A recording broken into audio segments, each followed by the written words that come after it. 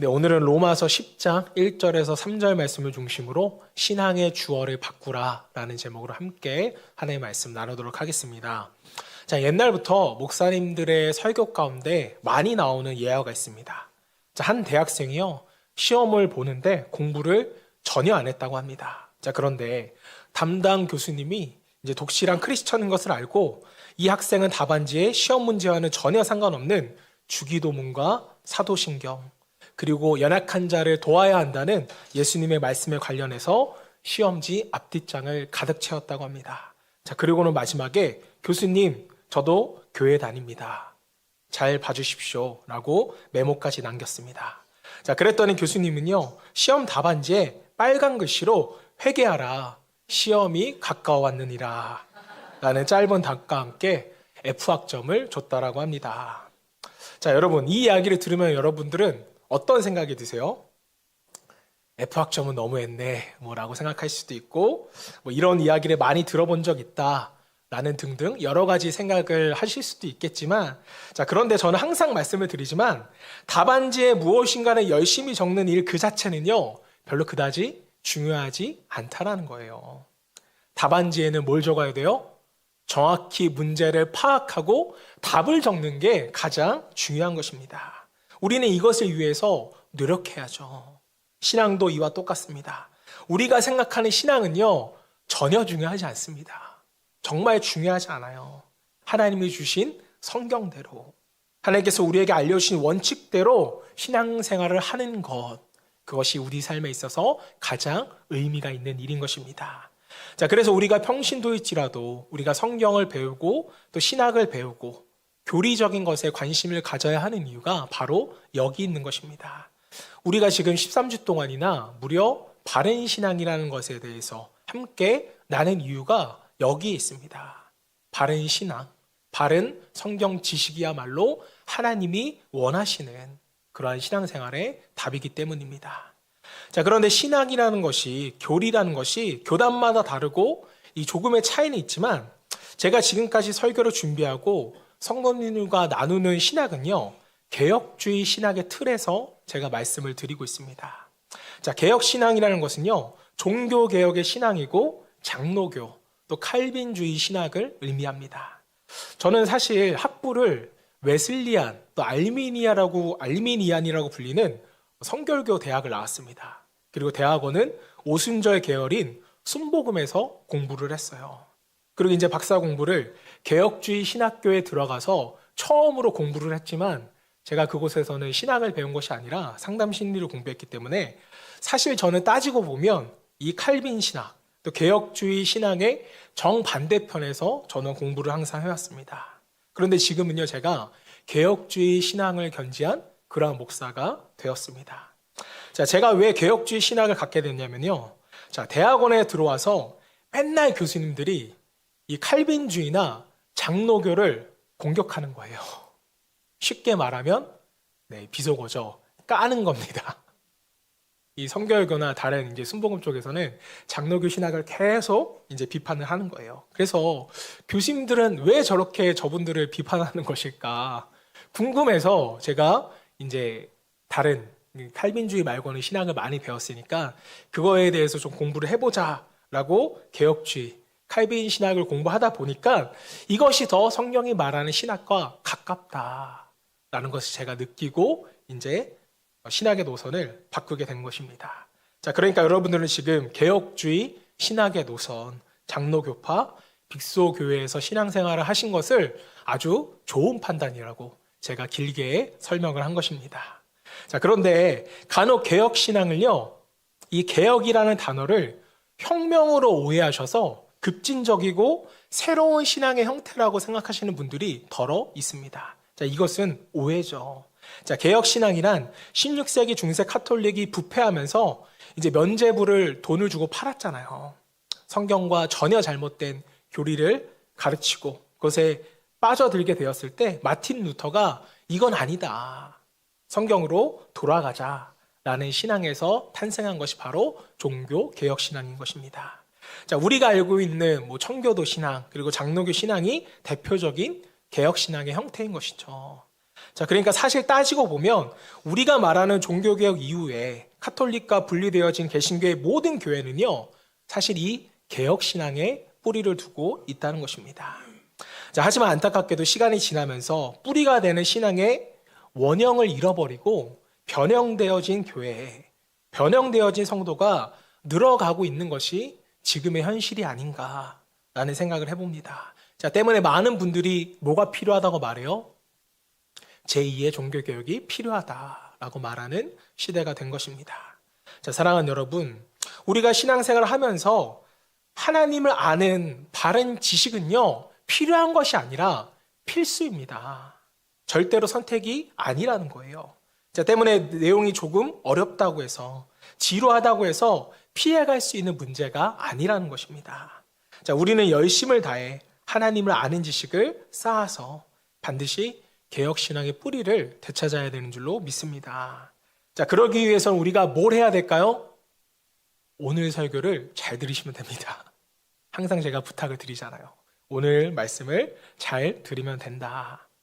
자, 제가 이전 사역지에서 중고등부 아이들을 위해서 강사님을 모시고 2단 세미나를 한 번 한 적이 있어요. 자, 그런데 강사분이 이 2단과 사이비를 정의해 주셨는데 참 명확하고 좋았습니다. 자, 2단은 교리적으로 잘못된 집단, 삼위일체를 거부하는 것이 2단이다.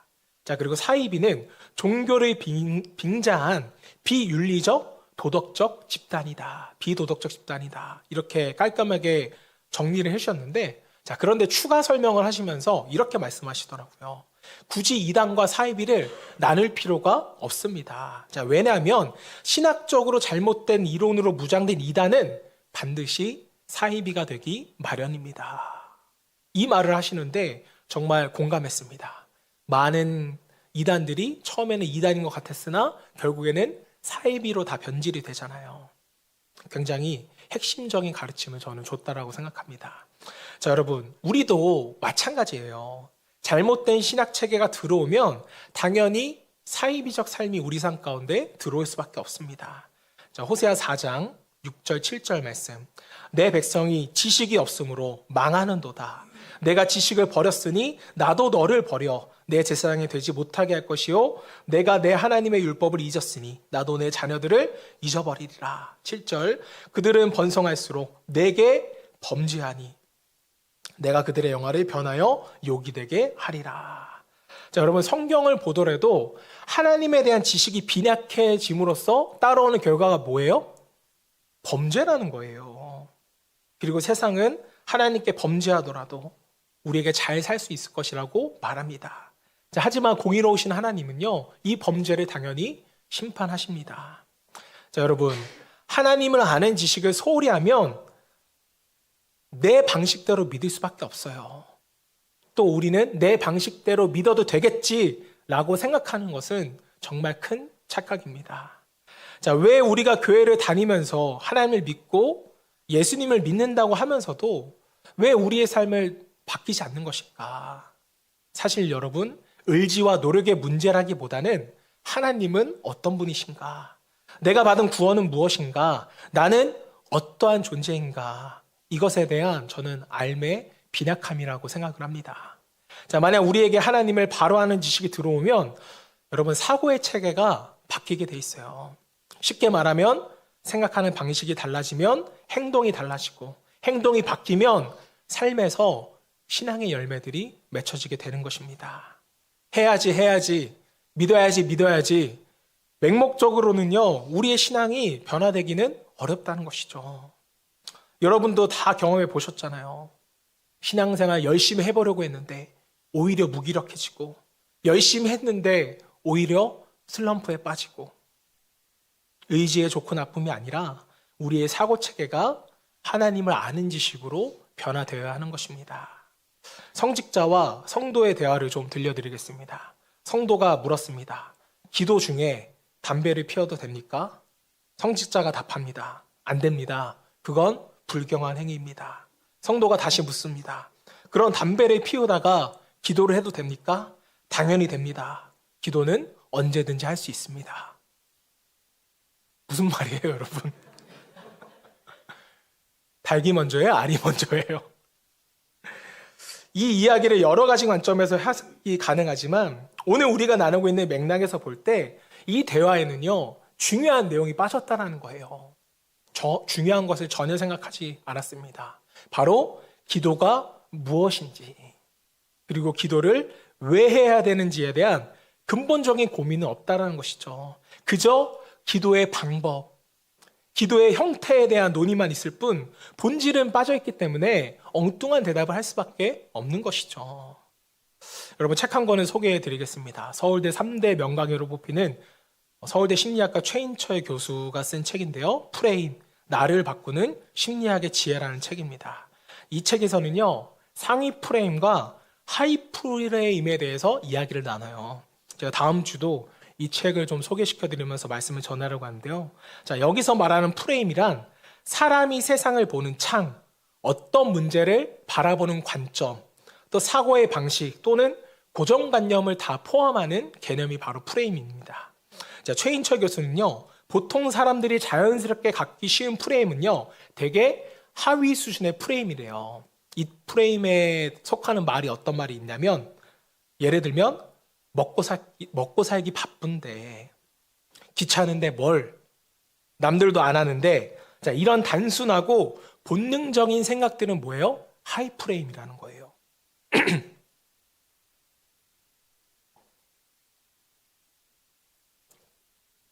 자, 그렇다면 상위 프레임과 하이 프레임은 어떻게 다른 것인가? 자, 하이 프레임은요, how, 어떻게를 묻지만 상위 프레임은요, why, 왜를 묻는다는 것입니다. 이것이 여러분 결정적인 차이래요.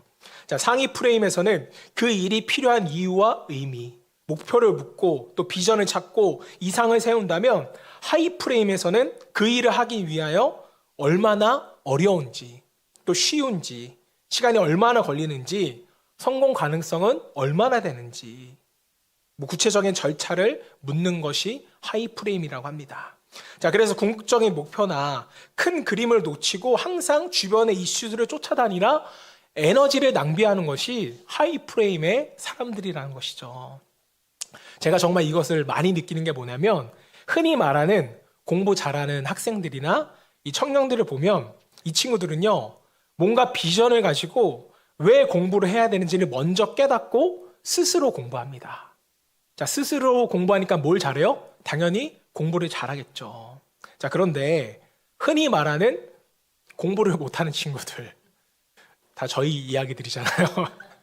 이제 그 친구들을 보면은 왜보다는 어떻게 할지를 먼저 생각한다는 거예요. 예를 들면 이 친구들은요, 공부하라고 하면 뭘 먼저 찾을까요?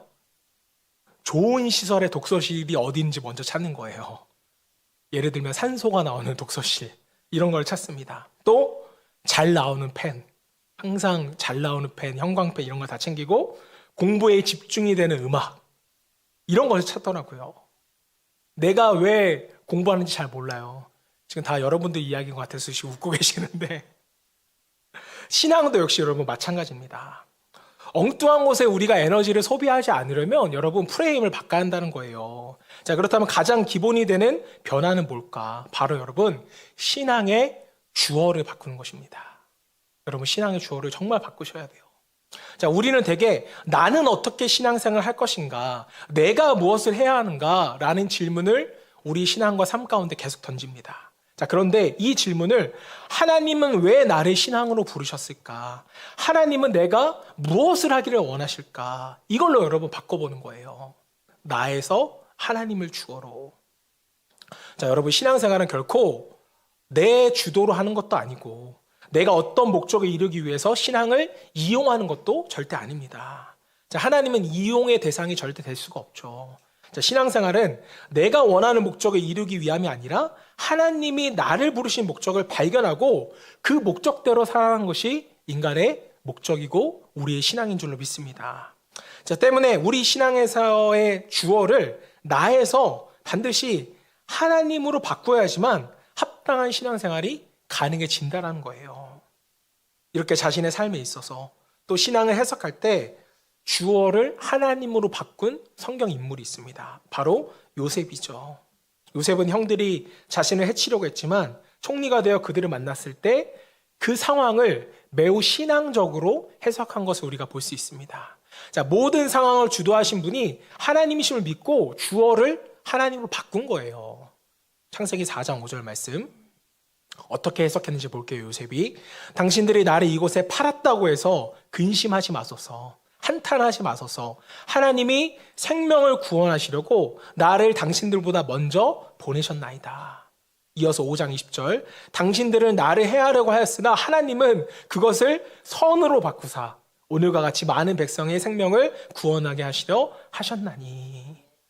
자, 요셉이 애굽으로 팔려가면서 또 노예 생활을 하면서 얼마나 많은 생각을 했겠어요. 어떻게 살아 돌아갈까? 어떻게 내가 애굽에서 생활을 할지. 요셉도 분명히 이렇게 수많은 질문을 했을 것입니다. 내가 어떻게 살아야지? 나는 뭘 해야지? 자, 그러다 마침내 요셉이 이런 질문에 도달하게 된 거예요. 하나님께서 왜 나를 애굽에 보내셨을까? 내가 아니라 하나님께서 왜 나를 애굽에 보내셨을까? 신앙의 궁극적이고 본질적인 질문에 요셉이 다다른 것입니다. 자, 그리고 이 모든 상황에 대한 결론을 얻게 되죠. 하나님께서 그것을 선으로 바꾸셔서 하나님께서 나의 생명을 구원하시려고 나를 이곳으로 이끄셨다는 거예요. 이것이 바로 요셉이 내린 답이었습니다. 자, 사랑하는 여러분, 우리가 인생을 살다 보면 분명히 해석이 안 되는 경우가 많아요. 왜 안 될까요? 내가 주어가 되어 있으면 우리는 여러분 결코 우리 인생을 해석할 수 없습니다. 나에게 왜 이런 불행이 생길 것일까? 해석이 되세요? 안 돼요. 하지만 주어가 하나님으로 바뀔 때 우리의 삶은 조금씩 해석이 되어 가는 것입니다. 하나님의 큰 그림을 믿고 그분의 인도하심에 자신을 맡긴 요셉이 얻은 결과는 생명의 구원이었던 것처럼 하나님의 선하심과 인자하심을 믿는 이들은 결코 지금 당장의 어려움에, 지금 당장의 문제에 여러분 휘둘리지 않습니다. 물론 이 과정이 힘들죠. 또 고통스럽죠. 자, 그러나 주어가 바뀐 사람들은 모든 것이 끝난 것처럼 여러분 결코 낙심하지 않습니다. 왜 그럴까요? 하나님께서 이 모든 것을 선으로 바꾸셔서 나를 구원해 주실 것을 믿기 때문인 것입니다. 자, 반대로 하나님의 큰 그림에 대한 지식이 없는 사람들은, 아직도 신앙의 주어가 나인 사람들은 고통이 찾아오면 내가 원하는 것이 이루어지지 않으면 여러분 낙심해요. 신앙으로부터 떠나기가 너무나도 쉽습니다. 자, 그런데 문제는 우리가 살아가는 동안 어려움이 한 번, 두 번만 다가오지 않죠. 크고 작은 난간이 시시때때로 우리에게 다가옵니다. 자, 이때 성경적으로 사고하지 못하면 평생 우리가 교회는 다니지만 여러분 낙심을 반복할 수밖에 없습니다. 우리가 예배정에 불렀던 찬송가 413장 가사를 보면 내 평생에 가는 길 순탄하여 늘 잔잔한 강 같든지 큰 풍파로 무섭고 어렵든지. 우리 인생을 여러분 가사로 녹여냈잖아요. 아무리 잔잔한 강 같아도 밤에 갑자기 큰 풍파가 휘몰아치면 우리의 마음은 여러분 요동할 수밖에 없습니다. 여러분 한 주에 몇 번이나 요동하셨어요? 아침에 애들 유치원 보낼 때마다, 학교 보낼 때마다 요동하시잖아요. 또 다 큰 청년들, 자녀들이 대낮에도 자고 있을 때, 점심시간에도 자고 있을 때 우리의 마음이 얼마나 요동십니까? 찔리는 분들 조금 있는 것 같은데.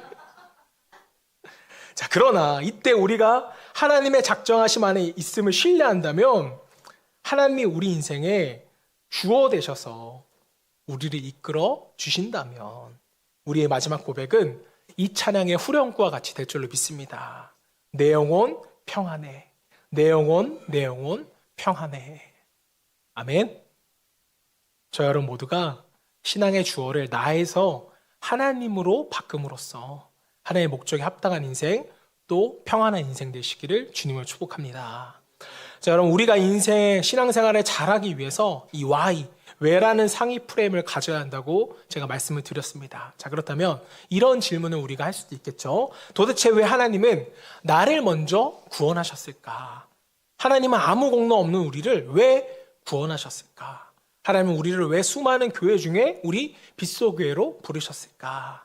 저는 신앙생활을 잘하기 위해서는 이러한 질문이 우리 가운데 계속 있어야 된다고 믿습니다. 자, 이런 고민이 없으면 계속 우리가 하이프레임으로 가서 생각을 할 수밖에 없어요. 내가 하나님께 무엇을 할까? 라는 생각을 하게 되는 것이죠. 내가 하나님을 위해 뭔가 하려는 그 헌신의 마음 또한 너무나도 귀합니다. 자, 하지만 그 전에 하나님께서 우리에게 원하시는 것이 무엇인지부터 우리가 잘 알아야 우리의 헌신이 시험지에 답을 써가듯 의미 있는 헌신이 되는 것입니다. 자, 그렇다면 우리가 가져야 할 상위 프레임 그 질문을 하나 더 나누면서 우리가 말씀을 좀 더 살펴보도록 하겠습니다. 자, 우리가 이전에 나누었던 하나님의 작정과 좀 예정을 우리가 한번 생각해 본다면 하나님은 왜 나를 먼저 부르셨을까? 구원하셨을까? 우리의 목적을 알기 위한 굉장히 중요한 질문이 될 수 있는데요. 자, 사도 바울에게도 이러한 고민과 질문이 있었습니다. 자, 로마서 9장에서 11장까지는요, 구원받지 못하고 있는 유대인들, 즉 사도 바울과 한 핏줄인 친지들과 친구들에 대한 사도 바울의 아픔을 전하고 있습니다. 로마서 9장 1절 말씀. 내가 그리스도 안에서 참말을 하고 거짓말을 아니하노라. 나에게 큰 근심이 있는 것과 마음에 그치지 않는 고통이 있는 것을 내 양심이 성령 안에서 나와 더불어 증언하노니. 자, 사도 바울은요, 예수님과 또 하나님을 모르고 살아가는 그 유대인 친족들을 보면서 너무 마음이 아파했는데, 자, 오늘날도 예수님을 모를 뿐만 아니라 그 예수님을 대적하며 살아가는 사람들이 너무나도 많습니다. 자, 이런 현실 속에서 우리를 먼저 부르신 하나님의 목적을 이루어 드리기 위해서 우리는 어떠한 목적의 삶을 살아야 할까? 먼저 우리가 부름받은 이유가 뭘까? 이 프레임을 우리가 한번 보기를 원하는데요. 자, 사도 바울을 통해 두 가지 프레임을 먼저 보도록 하겠습니다. 자, 첫 번째 프레임은요, 믿음 없는 사람들을 우리가 긍휼로 바라보아야 한다는 것입니다. 자, 왜 우리는 사람들을 긍휼로 대해야 할까? 자, 우리가 하나님께 긍휼히 여김을 먼저 받았기 때문이죠. 자, 그래서 하나님은 우리에게 긍휼의 삶을 분명하게 요구하셨습니다. 자, 사도 바울 한번 보실게요. 로마서 9장 3절. 나의 형제 곧 고륙의 친척을 위하여 내 자신이 저주를 받아 그리스도에게서 끊어질지라도 원하는 바로다.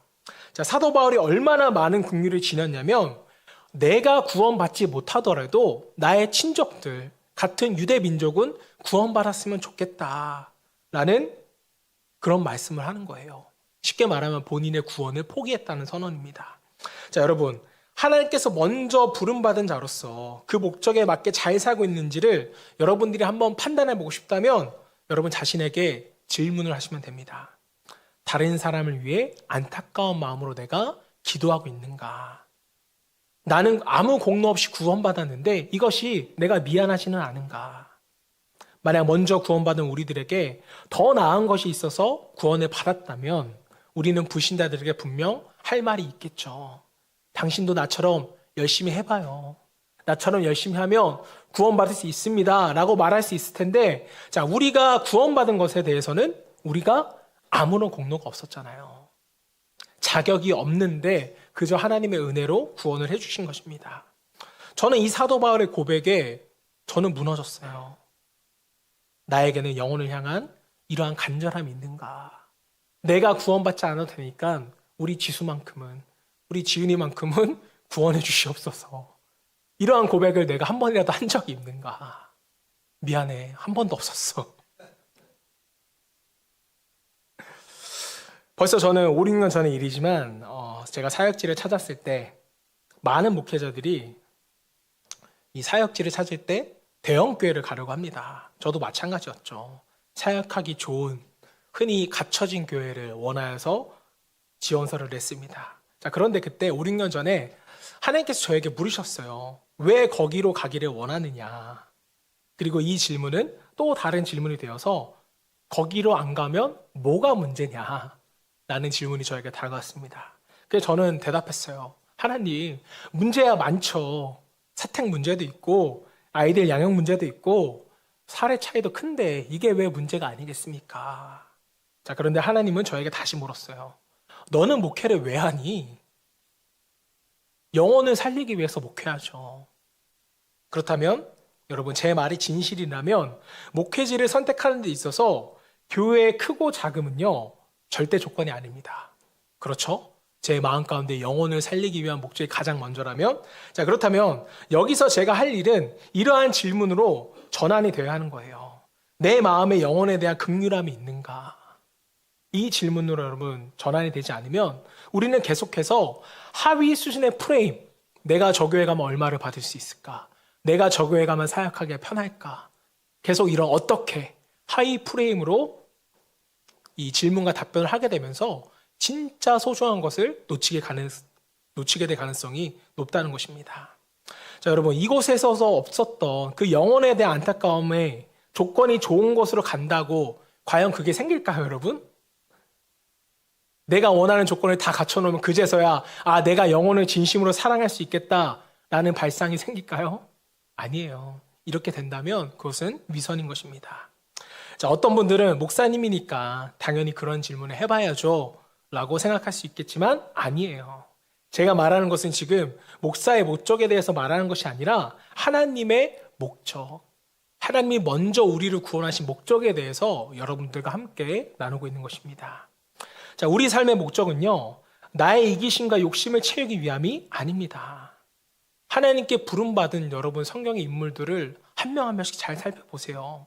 자, 그 중에 자신만을 위해서 살아간 사람들이 있었나요? 그들이 자기 소원만을 이루기 위해서 기도를 한 적이 있나요? 없습니다. 모든 부름받은 자의 삶은 타인과 공동체와 함께 유익을 위해서 하나님께 기도하며 하나님의 목적을 이루기 위한 삶이었다는 것입니다. 내가 받은 구원이 어떠한 것인지 분명히 알고 그 구원의 은혜를 다른 사람에게 전하고 그들과 나눌 수 있기를 우리는 기도하고 노력해야 할 것입니다. 자, 그런데 믿지 않는 영혼들을 보면서 단지 안타까운 마음을 품는 것만으로는 충분하지가 않다라는 거예요. 자, 그래서 우리를 먼저 부르신 하나님을 기쁘시게 하는 책임 있는 성도가 되기 위해서는 두 번째 삶의 태도, 두 번째 프레임이 필요합니다. 자, 그래서 두 번째 프레임은요, 자기 경험보다 하나님에 대한 지식을 전하라는 것입니다. 여러분, 복음을 전하셔야 돼요. 정말 참 복음을. 자, 이어지는 성경 본문에서 사도 바울은 아주 중요한 이야기를 우리에게 합니다. 자, 유대인이 구원에 이르지 못하도록 만든 장애가 있다라는 거예요. 로마서 10장 2절 3절 말씀, 우리 오늘 본문 말씀이기도 한데요. 함께 봉독해 보겠습니다. 시작. 내가 증언하노니 열심히 있으나 올바른 지식을 따를 것이 아니 하나님의 의를 모르고 자기 의를 세우려고 스스로 하나님의 의에 복종하지 아니하니라. 자, 여러분 말씀해 보시면 이 유대인들의 장애가 뭐였어요? 열심은 있었으나 하나님에 대한 올바른 지식이 아니었고 하나님의 의가 아니라 자기의 의를 세우려고 그들이 노력한 것이 그들이 구원에 이르지 못하는 그들의 장애였다는 것입니다. 자, 요즘 한국교회에서는 매 년마다 큰 행사가 있어요. 뭐냐면요, 다니엘 기도회라는 것입니다. 오륜교회가 이것을 시작해서 한국교회 전체에 큰 행사가 돼버렸는데요. 자, 올해도 11월 1일부터 이 기도회가 시작이 됩니다. 저도 온라인으로 보면 이제 유명하신 분들이 나와서 설교도 하고 간증도 하시는데 가끔 간증을 하실 때 정말 이것만큼은 하지 않았으면 좋겠다라는 생각이 들어요. 그게 뭐냐면 간증을 잘 듣다 보면 자기가 잘해서 내가 복을 받았다, 내가 뭔가를 했더니 이렇게 되었다 라고 인풋과 아웃풋을 설명하시는 분들이 생각보다 많습니다. 내가 기도해서, 내가 가정예배 했더니, 내가 금식해서, 내가 헌신하고 봉사했더니. 여러분, 물론 이것도 중요합니다. 아무것도 여러분 안 하면서 바라시면 안 돼요.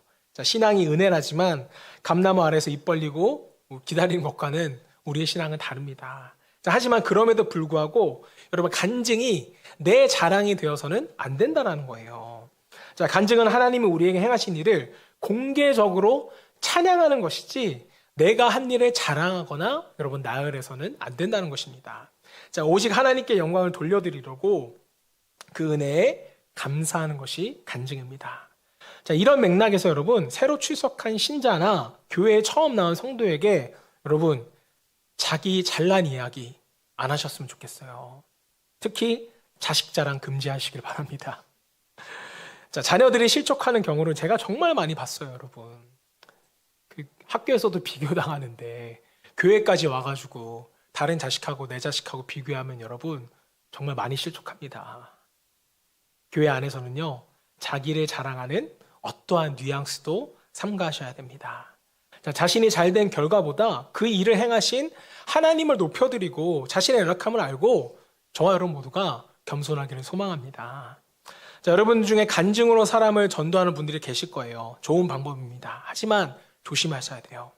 내 자랑이 아니라 하나님이 드러날 수 있도록 가장 중요한 것은 우리가 체험한 기적이 아니라 성경 말씀에 따라 어떻게 구원에 이르는지를 여러분들이 전하셔야 돼요. 오직 예수, 오직 은혜, 오직 믿음이라는 복음의 원형을 여러분들이 전할 수 있기를 바랍니다. 목사님, 그것만으로는 사람들이 안 듣는데요? 그것만으로는 좀 부족한데요? 아니에요. 복음에는 능력이 있고 생명력이 있어서 우리가 복음의 이야기를 우리의 이야기로 혼란시켜서는 안 됩니다. 그냥 복음을 전하세요. 내가 얼마나 죄인이었는지, 그리고 나 같은 죄인이 어떻게 구원받았는지를 여러분들이 하나님의 은혜로 설명하시길 바랍니다. 그리고 나서 어떻게 은혜를 거듭났는지, 어떻게 환난 가운데서도 내가 인내하며 이겨냈는지, 어떻게 자족하며 살았는지 여러분들이 주어를 바꿔서 나의 이야기가 아니라 하나님의 이야기를 하시기를 바랍니다. 자, 사도 바울은 자신의 이야기를 할 수 있었음에도 불구하고 또 자기 자랑을 할 수 있었음에도 불구하고 전혀 하지 않아요. 오직 하나님의 복음만을 전합니다. 하나님의 복음을 전했더니 부족했나요? 아니죠. 폭발적인 복음의 능력으로 많은 이방인들이 복음을 받아들이고 하나님께 돌아온 역사를 일으켰습니다. 자, 그런데 우리는 자꾸 본인의 경험만 이야기합니다. 그것도 자신에게 좋은 일만 이야기를 해요. 때문에 마치 신앙을 소원을 들어주는 램프의 요정처럼 진이처럼 여깁니다. 왜 우리는 자꾸 다른 이들에게 자기 이야기나 피상적인 위로만 건네면서 진정한 위로를 건네주지는 못하는 것일까? 여러분들이 한번 잘 생각해 보세요. 하나님을 아는 지식과 복음을 잘 모르기 때문에 우리가 그런 위로만 전할 수 있는 것입니다. 자, 서두에 말씀드린 것처럼 출제자의 의도를 모르면 아무리 열심히 답을 적어내도 성적은 F예요. 내가 어떻게 신앙생활 하는가를 생각하기 이전에 하나님께서 나를 부르신 목적을 우리가 먼저 기억할 수 있어야 하는 것입니다. 꼭 기억하세요. 우리는 예수 그리스도만이 구세주라는 복음을 전하도록 먼저 부름을 받은 사람들인 것입니다. 자, 성도님들 중에는 믿지 않는 사람들을 전도할 때 상대방을 설득해야 된다고 또 이것을 생각하시면서 부담을 갖고 계시는 분들이 있는데 아니에요, 여러분. 복음은 설득하는 것이 아니라 선포하는 것입니다. 말씀과 여러분의 삶으로 선포하셔야 돼요. 우리는 설득할 수 없습니다. 로마서 10장 13절 14절 말씀. 누구든지 주의 이름을 부르는 자는 구원을 받으리라. 그런즉 그들이 믿지 아니하는 이를 어찌 부르리요? 듣지도 못하는 이를 어찌 믿으리요? 전파하는 자가 없이 어찌 들으리요? 자, 복음은 능력이 있기 때문에 우리는 그저 전파하면 되는 줄로 믿습니다. 그 복음이 저 사람에게 어떻게 작용될지는 하나님만이 아세요. 그저 우리는 믿음으로 복음을 전파할 뿐이고 또 하나님의 목적대로 복음을 전할 수 있는 저와 여러분 되시기를 주님으로 축복합니다. 자, 마지막 이야기 하나만 나누도록 마치도록 하겠습니다. 소금 이야기인데요. 자, 소금은 이미 2000년 전부터 예수님이 빗대어 말씀하실 정도로 인간에게 있어서 꼭 필요한 필수품이었습니다. 자, 그런데 이 소금을 화학적으로 살펴보면 소금의 화학 기호는 NaCl인데 이 나트륨과 염소의 화합물로 같이 붙어 있으면 이것이 맛을 내고 여러 용도로 쓰이지만 이 두 원소가 따로 떨어질 때는 매우 위험한 물질이 된다고 합니다. 자, 먼저 Cl은 염소인데요. 표백제, 소독약 등으로 쓰이고 1차 세계대전에서는 살상용 무기라고 불렸을 만큼 굉장히 강력한 독성 물질로 사용됐다고 합니다. 자, 그리고 Na, 나트륨은 원래 금속인데 물에 닿으면요 폭발하는 성질을 가져서 화학약품 가게에서도 재고로 두지 않을 정도로 굉장히 위험한 물질이라고 합니다. 저는 이 이야기를 보면서 복음과 교회의 성도가 생각이 났어요. 아무리 복음이 폭발력이 있을지라도 성도가 있어도 두 개가 녹아들지 않으면 귀하게 쓰임 받을 수가 없구나. 소금이 될 수 없구나. 라는 것이었습니다. 여러분, 이 일은요, 사람의 힘으로는 안 됩니다. 하나님이 하실 수 있는 일이고, 우리가 그분의 말씀 안에 녹아짐으로써 하나가 되는 방법 외에는 복음이 폭발적으로 전파될 수 있는 방법이 없다라는 거예요. 그 녹아짐의 방법은 하나님을 아는 지식인 성경에서만 우리에게 가르쳐 줍니다. 때문에 하나님이 우리를 먼저 부르신 목적을 여러분들이 오늘 되새겨 보시길 바랍니다. 저 여러분 모두가 그분이 원하시는 신앙생활 가운데 신앙의 목적이 하나님의 뜻을 이루는 것임을 깨닫고 우리 사람들을 향해서 긍휼한 마음과 그리고 진리의 말씀으로 다가갈 수 있도록 우리가 먼저 하나님을 아는 지식을 갖추겠다고 결단할 수 있기를 소망합니다. 자, 그렇게 됐을 때 마침내 NaCl이라는 유익한 소금이 되어서 우리가 세상을 변화시키게 될 줄로 믿습니다. 우리 빛과 소금, 정말 우리가 소금 되기를 주님으로 축복합니다.